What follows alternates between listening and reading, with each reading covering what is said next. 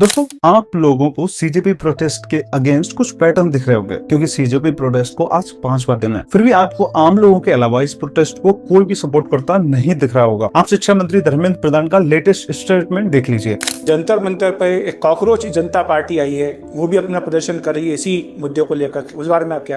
ये तो दहशतगर्दों का बी टीम, दहशतगर्दों का बी टीम, दहशतगर्दों का बी टीम है।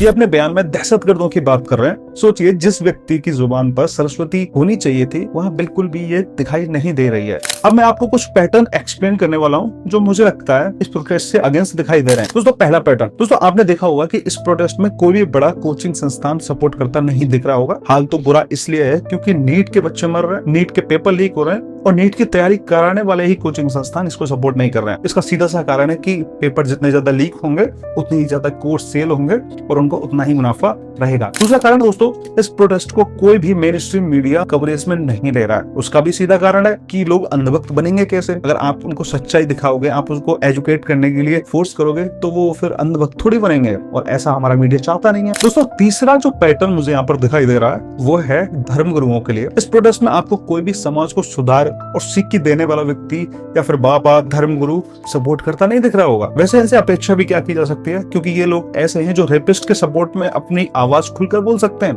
उनको सपोर्ट कर सकते हैं, लेकिन बच्चों के हित में नहीं।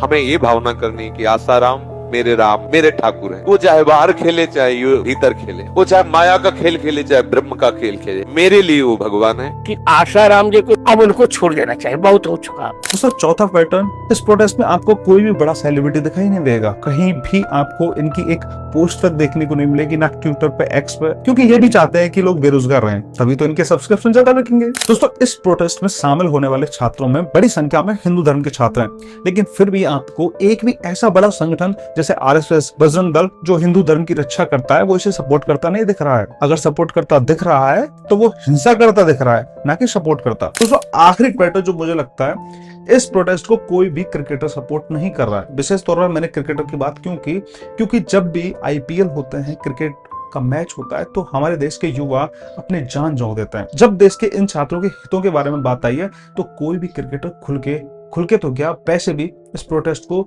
सपोर्ट करता नहीं दिख रहा है। दोस्तों, इसका सीधा सा कारण है कि अगर बच्चे पढ़ेंगे नहीं, बेरोजगार रहेंगे, तभी तो ऑनलाइन सट्टेबाजी करेंगे, तभी तो वो ऑनलाइन गेम खेलेंगे, तभी तो वो लोग आईपीएल की महंगी महंगी टिकट खरीदेंगे, तभी तो वो लोग पटाखे फोड़ेंगे।